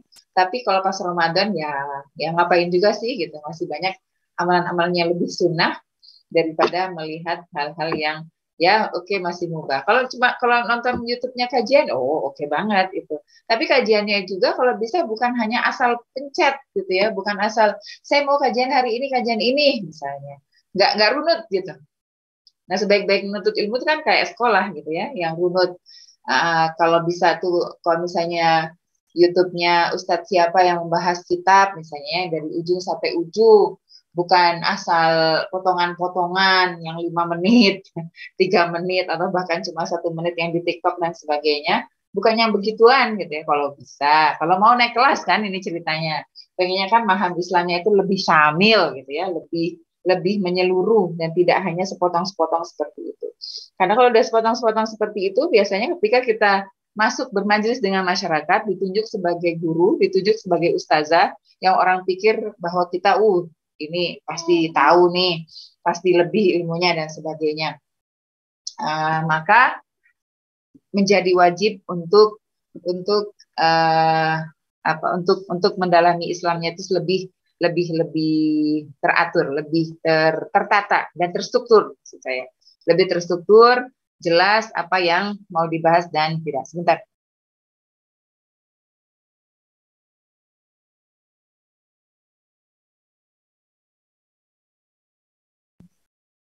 Nah, terus selanjutnya iktikaf yang alhamdulillah sudah menjadi kebiasaan ya di masyarakat kita, dan mudah-mudahan juga kita sendiri sudah dari, kalau yang generasi yang umur 20-an ini mungkin kalau orang tuanya juga sudah tahu beriktikaf, kalau anak-anak saya juga sudah menjadi kebiasaan dari mereka bayi, bahkan kecuali pas pandemi kemarin, 2 tahun kemarin kita iktikafnya di rumah, di tengah rumah. Kalau sebelum-sebelumnya sudah biasa untuk di masjid. Itu lalu tadi Lailatul Qadar juga sudah kita obrolkan. Nah, ini bisa lebih diperjelas nih. Pas yang nomor 7 sama pas nomor 8, kita lebih perjelas misalnya yang amalan sunnahnya kita list 1, 2, 3 apa. Terus kalau yang mubah juga yang ingin kita minimalisir, walaupun tidak ditinggalkan keseluruhannya, 1, 2, 3 apa. Contoh nih di antara amalan yang mubah, belanja online, belanja online untuk busana Ramadan. Kalau bisa itu udah selesai hari ini gitu ya, minggu-minggu ini tuh kalau bisa tuh udah selesai semuanya gitu. Jadi kita nggak, karena kalau saya tuh kalau belanja online tuh bandingin harganya, ya bandingin modelnya, ya banding itu kan makan waktu lama gitu. Kadang untuk 1, 2 barang itu kadang saya perlu 3 hari untuk banding-bandingin. Kadang bisa jadi kan ya, di sini murah, di sana ada yang lebih murah lagi padahal sama mereknya dan sebagainya. Ala kulihal, nah yang hal-hal seperti itu kalau bisa sudah sudah jelas, juga sudah mungkin yang sudah susun menu sudah susun, jadi nggak mikir lagi apa. Kalaupun tidak nyusun, dipersimpel gitu ya, lebih dipersederhana, jadi kita bisa lebih maksimal untuk zikir, untuk doa, untuk berburu Lailatul Qadar dan sebagainya. Dan di Indonesia saya kira jauh lebih mudah gitu ya untuk mengatur dalam hal-hal konsumsi dan sebagainya daripada di luar. Ya, kalau di Timur Tengah juga masih lebih mudah karena juga mayoritas Muslim daripada teman-teman yang masih berjuang di negara-negara non-Muslim. Ya, itu, dan saya akhiri dengan sebuah hadis dari Rasulullah Shallallahu Alaihi Wasallam ini tentang bahwa Rasulullah pernah mention bahwa ibadah yang mahdoh itu bisa jadi dalam satu waktu justru lebih disukai ibadah sosial daripada beriktikaf atau berdiam diri di masjid, yang mana manfaatnya mungkin cenderung lebih untuk diri sendiri. Ahabbun nasi ilallah ini dari Ibnu Umar ya. Ahabbun nasi ilallahi anfa'uhum minnas. Orang yang paling dicintai oleh Allah Subhanahu wa taala itu adalah orang yang paling banyak manfaatnya untuk manusia. Dan teteh-teteh semua, saudari-saudari semua, mbak-mbak semua sudah punya insya Allah potensi itu untuk bisa lebih bermanfaat pada bagi orang lain. Wa habbul a'mali ilallahi azza wa jalla sururun yudkhiluhu ala muslim. Dan amalan yang terbaik menurut Allah Subhanahu wa taala, meskipun ini versinya macam-macam ya, adalah kebahagiaan yang ia masukkan kepada seorang muslim. Maksudnya ketika kita bisa menyenangkan seorang muslim, maka itu adalah amalan yang terbaik, amalan sosial yang terbaik menurut Allah Subhanahu wa taala. Au yakshifu anhu kurbah, atau dia menyelesaikan kesusahan seseorang. Dia membukakan jalan bagi kesusahan orang lain. Au yaqdi anhu dainan, atau dia melunaskan hutangnya. Au tatrudu anhu ju'an, atau dia mengusir rasa laparnya. Jadi ini, dan Indonesia masih banyak yang begini ya. Gampang lah kalau misalnya hari ini kita pengen bersedekah, pakai tutup mata aja udah banyak banget organisasi-organisasi baik offline maupun online yang bisa menyalurkan untuk hal tersebut. Dan masih sering kita dengar yang lansia diusir karena nggak bisa bayar kosan, bayar rumah, atau anak yatim yang nggak bisa makan, yang nggak bisa bayar sekolah. Nah itu bab yaqdi anhu dainan wali an amshiya ma'a akhin li fi hajatin. Dan ketika aku berjalan dengan seorang saudara, di mana saudara ini tengah membutuhkan, tengah terdesak, ahabbu ilayya, lebih aku sukai, maksudnya kita berjalan dengan dia itu, kita menutupi hajatnya, kita menyenangkan dia, kita membersamai dia di harinya, itu lebih aku sukai daripada an a'takifa fi hadzal masjid, daripada aku beriktikaf di masjid ini. Yang dimaksud adalah Masjidul Madinah selama sebulan. Wa man kaffa ghadabahu, dan barang siapa yang menahan amarahnya, satarallahu auratahu, maka Allah akan menutupi auratnya. Aurat di sini bukan hanya aurat tubuh ya, tapi juga aib-aib kita. Wa man kazama waidahu, dan barang siapa yang menahan amarahnya, walau syaa yumdihi, padahal dia bisa untuk meneruskannya, bisa untuk lebih panjang gitu ya marahnya itu. Nah ini saya nih. Malah Allahu qalbahu raja'an yaumil qiyamah. Tapi memang untuk menahan amarah, untuk tidak lanjutin amarah kita, padahal kita bisa ya, apalagi memarahin ke yang lebih lemah, ke anak, ke murid, misalnya itu kan ke makhluk-makhluk yang lebih lemah. Kita kan bisa banget untuk sebagai seorang guru mungkin bisa banget, atau orang tua bisa banget untuk nerusin gitu. Tapi kita tahan, Karena memang terakhir-akhir pasti nyesel kok. Mala Allahu qalbahu, maka Allah akan mengisi hatinya rojaan yaumil qiyamah. Dia akan dipenuhi dengan optimisme di kehidupan nanti di yaumil qiyamah. Wa man masya ma'akhihi fi hajah, dan barang siapa yang berjalan dengan saudaranya yang tengah kesusahan, hatta tatahayya lahu, sampai yang susah ini tidak lagi susah, dia bisa untuk jalan sendiri dalam kehidupannya. Asbatallahu qadamahu yauma tazulul aqdam. Allah akan meneguhkan kakinya di hari di mana kaki-kaki gampang tergelincir di siratnya dan tenggelam ke jahanam. Wa inna su'al khuluqi yufsidul amal, karena akhlak yang buruk itu merusak amalan. Kama yufsidul khal al asal, sebagaimana cuka merusak madu. Jadi lagi-lagi adab sebelum ilmu. Adab sebelum ilmu. Tidak hanya murid ke guru, tapi guru ke murid, dan semua orang ya kan, karena memang kan diatur yang baik, yang kecil menghormati yang besar menyayangi yang kecil. Itu luar biasa. Peace, salam damai di dunia ini, tidak akan ada huru hara kalau semua orang seperti itu. Balik lagi ke akhlak sebelum ibu, itu bab hari ini tuh banyak sekali yang saya melihat karena orang berlomba-lomba untuk mengkaji melupakan bab ilmu ini. Bahkan kadang saya paling tidak suka kalau ada orang bikin status di media sosial dan statusnya itu mengandung pertanyaan agama. Kenapa? Karena media sosial itu kan pasar ya. Di situ ada banyak orang dari macam-macam background, dari macam-macam latar belakang. Tapi dia menanyakan sesuatu yang harusnya dia tanya kepada orang yang khusus. Fas'alu ahla dzikri in kuntum la ta'lamun. Tanyalah kepada orang-orang yang berilmu kalau engkau tidak mengetahui. Nanya tentang riba tapi di Facebook. Nanya tentang tabarruj tapi di Instagram. Dan nanyanya mending kalau langsung DM ke ustadznya atau dia komen di apa ustadz. Enggak, ini status sendiri gitu ya. Statusnya sendiri dan dia menanyakan hal tersebut. Ya, pasti jawabannya akan macam-macam karena latar belakang orang juga akan macam-macam. Yang harusnya dia menanyakannya kepada datanglah, silaturahim lah gitu ke berandanya Ustadz Mustipur di Facebooknya, berandanya Ustazah siapa di Instagramnya dan sebagainya. Alhamdulillah adab ya, bahwa ilmu-ilmu seperti itu ilmu mahal yang memang harus ditempuh gitu jalannya dengan mujahadah.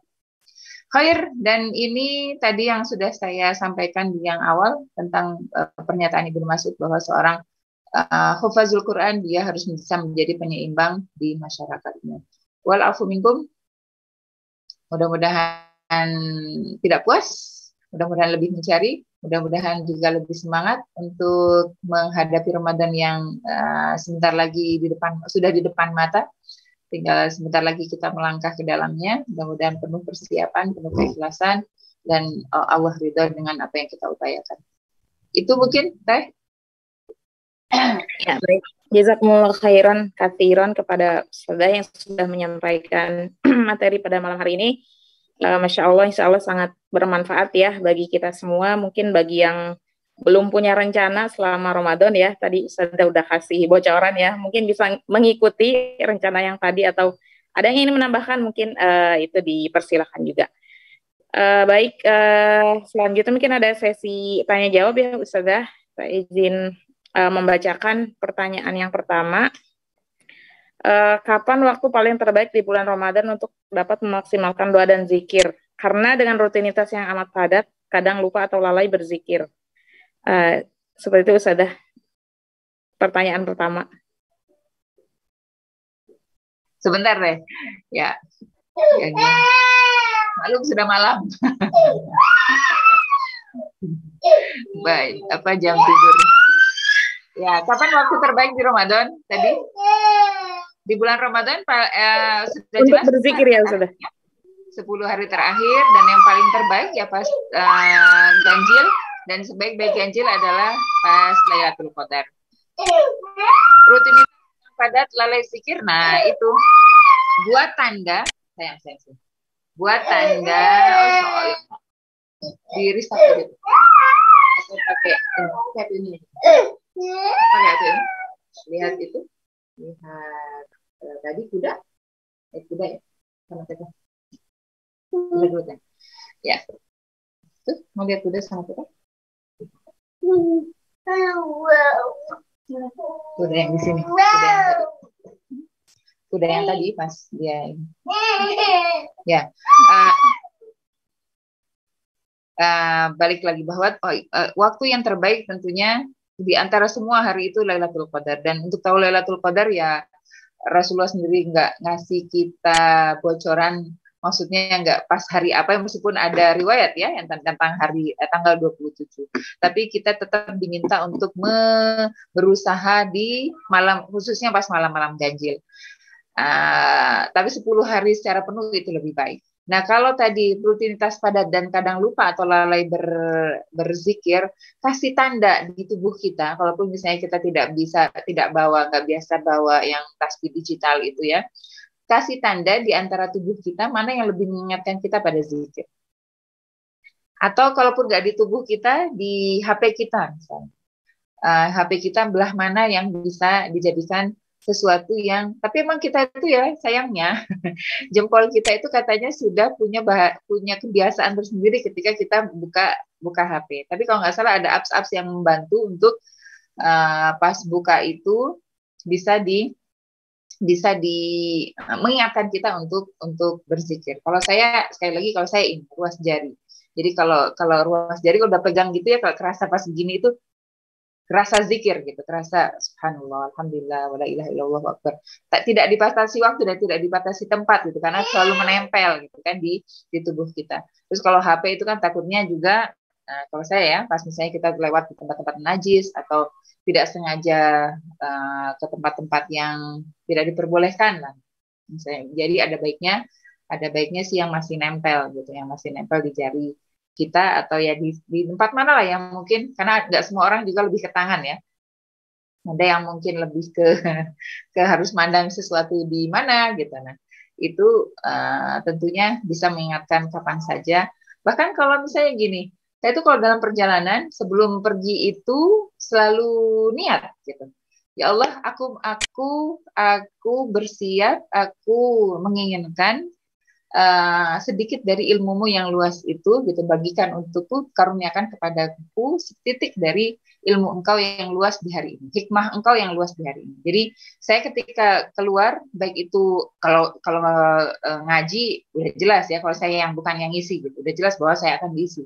Tapi pas saya ngisi sekalipun kayak hari ini, kayak sekarang, saya berniat juga bahwa saya tidak hanya sedang mengisi, tapi saya harus sedang bersiap untuk menerima atau melihat hikmah-hikmah yang tersembunyi yang bisa jadi Allah tampakkan, tapi kalau Allah tidak ridho gitu kan, bisa jadi tetap ditutup gitu hikmah tersebut. Yang ada malah mungkin kesombongan, yang ada malah mungkin habis ini saya mau update status gitu misalnya ya. Update status pun bisa menjadi dua hal kan ya. Bisa syiar yang bisa juga ria gitu kan, hanya hati Allah lah yang tahu, hanya Allah dan hati kita yang tahu gitu, di balik tipisnya dinding ria dan dinding syiar tersebut.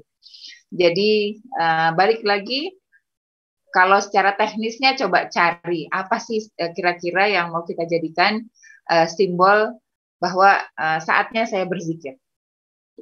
Itu mungkin teh yang pertama ya. Terus baik sudah. Yang kedua ini Ustazah, apakah ciri-ciri atau tanda-tanda amalan kita diridhoi oleh Allah Subhanahu wa taala?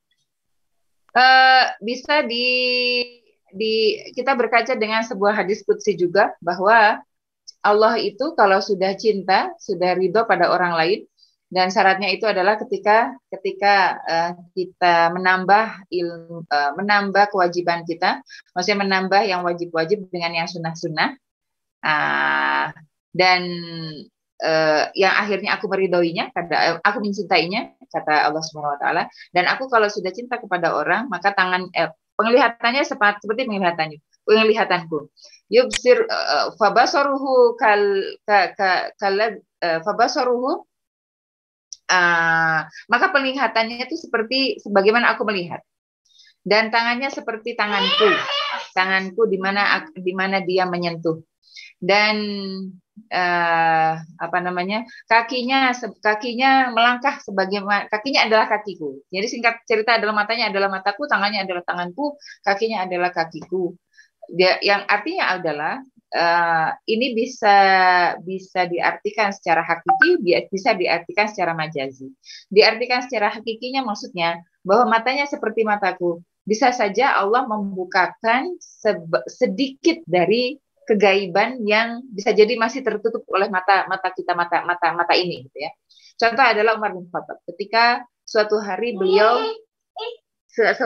beliau mengatakan gunung itu gitu, padahal beliau lagi tengah berkhutbah di tengah masjid gitu, tidak lagi membahas gunung gitu, tapi beliau mengatakan gunung itu, dan ternyata itu beliau dibukakan oleh Allah Subhanahu Wa Taala melihat tentaranya yang kocar-kacir, dan beliau menunjukkan bahwa ada gunung di mana mereka bisa mengatur kembali strategi gitu dengan bersembunyi di balik gunung tersebut.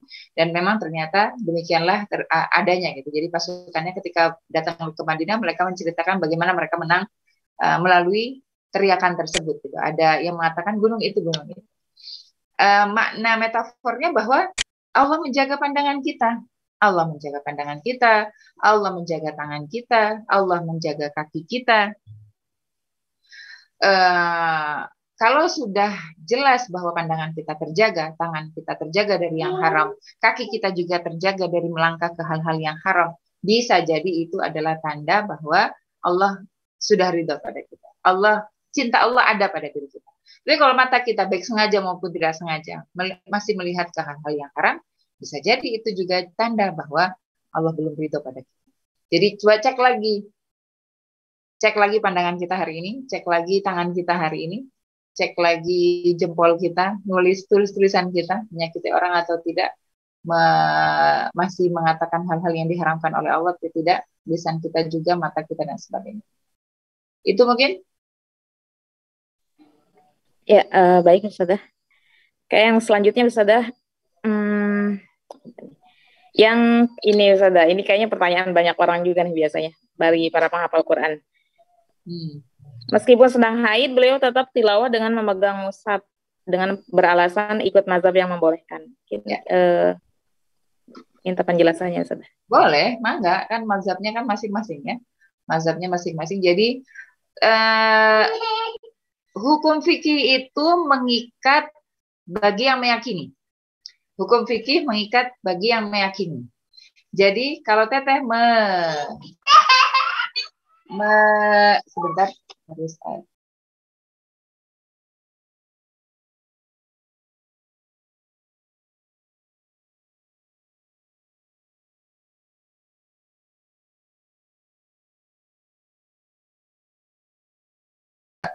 all out ya sayang. Betul. Jadi hukum fikih itu mengikat seseorang yang meyakininya. Jadi kalau menurut Teteh itu boleh, maka ya Teteh tidak terkena hukum bagi yang mengharamkannya. Jadi yang ikut mazhab haram, berarti ya dia dosa kalau misalnya dia tiba-tiba menyentuh tanpa hajat ya, menyentuh tanpa hajat darurat. Ya, menyentuh tanpa hajat darurat. Nah, contoh seperti ini. Sayang. Ini nenek dulu. Itu nggak ada tulisan kok. Ya, contoh seperti Imam Abu Hanifah. Imam Abu Hanifah mengatakan bahwa nikah itu sah tanpa wali. Tapi Asy-Syafi'i mengatakan nikah itu tidak boleh tanpa wali. Wali itu menjadi rukun nikah.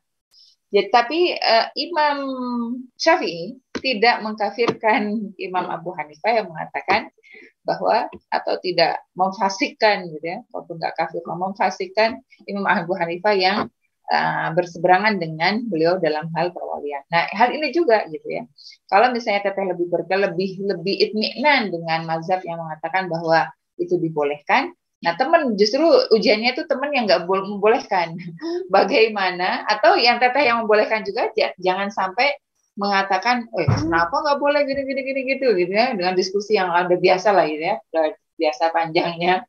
Kalau dua-duanya memang memegang teguh dalil yang karena sebenarnya dalilnya bisa sama ya, dalilnya bisa sama tapi outputnya berbeda. Karena dalilnya sama-sama la yamassuhu ilal mutahharun. Tapi output hukumnya bisa berbeda. Kenapa? Karena melihat kata mutahharunnya. Mutahharun di situ dan hu-nya ya, mushafnya. Bahwa hu atau mushaf di situ bukan mushaf yang ada di dunia, tapi mushaf yang ada di Lauhul Mahfuz. Maka jadilah orang yang pakai ayat ini dengan makna demikian, bahwa menyentuh di sini bukan menyentuh mushaf yang di sini, tapi menyentuh mushaf yang di sana, yang tidak bisa dilakukan kecuali oleh mutahharun. Mutahharun di sini adalah makhluk-makhluk suci, yaitu malaikat. Tapi sebaliknya yang mengatakan tidak boleh, la yamassuhu di sini tidak menyentuhnya, tidak menyentuh ayat-ayat di mana yang tertulis maupun termaktub dimanapun mushafnya, kecuali orang-orang yang bersuci, ya. Kecuali orang-orang yang berada dalam toharoh. Nah, karena sama ayatnya sama, tapi dengan pemaknaan yang berbeda, nah timbullah dua output hukum yang berbeda juga. Jadi tinggal nata'azar fima nata'awan fima ittafaqna wa nata'azar fima ikhtalafna. Bagaimana kita saling bersinergi dalam hal-hal di mana kita ada kesepakatan pendapat di sana, dan bagaimana kita saling berlapang dada dengan sesuatu di mana kita berbeda di sana. Maka ustazah misalnya kita dulu pernah juga tuh teman-teman yang odot ada yang maksa ketuanya itu ya, di antara anggotanya itu ada yang yang anggotanya ini yang ke saya, yang curhat ke saya dikirimin ini sama ketua odot saya gitu, saya diminta untuk kalaupun nggak baca mushaf tetap diwajibkan untuk baca terjemahannya sehari ini. Jadi laporan odot kita itu jadi tetap nggak perlu digantikan oleh orang lain misalnya. Itu sebenarnya soal teknis yang harusnya penuh toleransi gitu, dan gimana caranya lah ya, tetap harus dihormati gitu orang-orang yang mengatakan bahwa, karena ini semuanya ada payung hukumnya dalam fikih.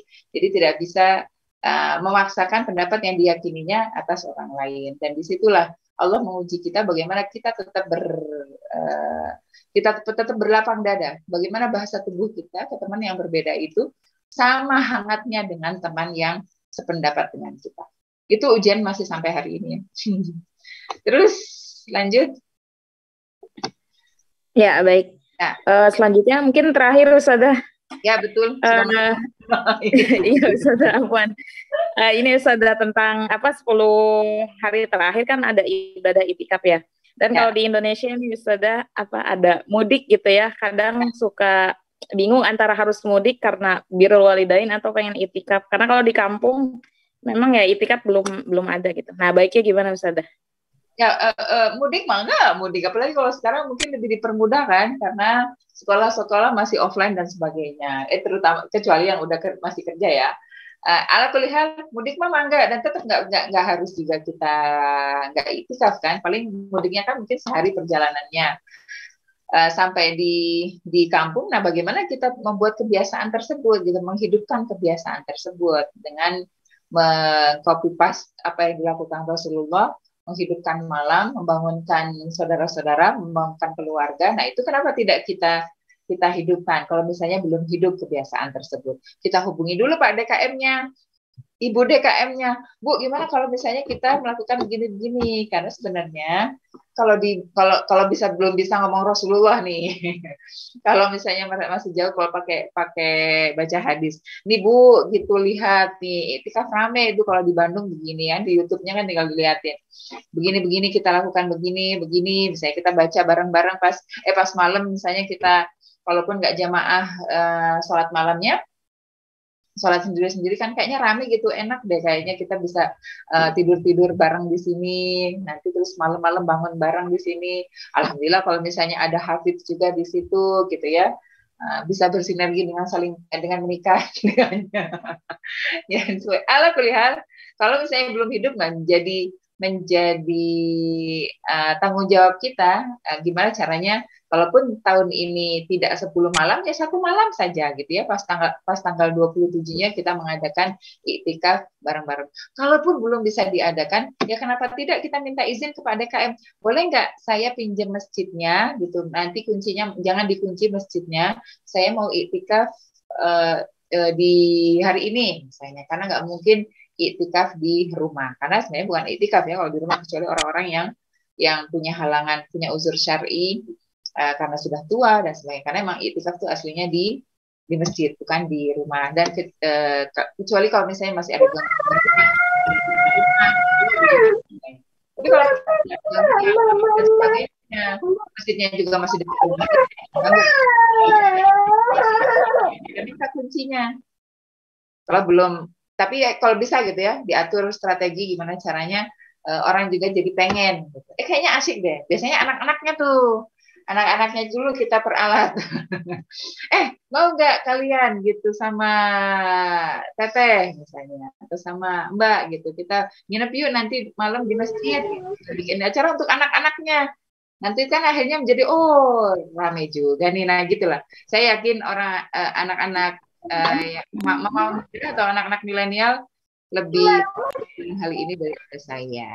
Maka dicoba. Itu mungkin dua-duanya terakuisisi. Baik, jazakumullah khairan Ustazah atas jawabannya. Mungkin kita cukupkan saja karena sudah tidak kondusif. Ibu-ibu mungkin ya ada anak-anaknya yang tidur gitu ya. Sekali lagi jazakumullah khairan katsiran kepada Ustazah yang sudah menyampaikan ilmu ya, materi dan sharing pada malam hari ini. Semoga menjadi bekal bagi kita semua ya, supaya Ramadan ini menjadi Ramadan terbaik yang bisa kita lakukan ya. Baiklah, akhwat sekalian dan Ustazah, mari kita sama-sama tutup kajian malam hari ini dan membaca hamdalah. Alhamdulillahirabbil alamin, dan kita sama-sama beristighfar. Astagfirullah.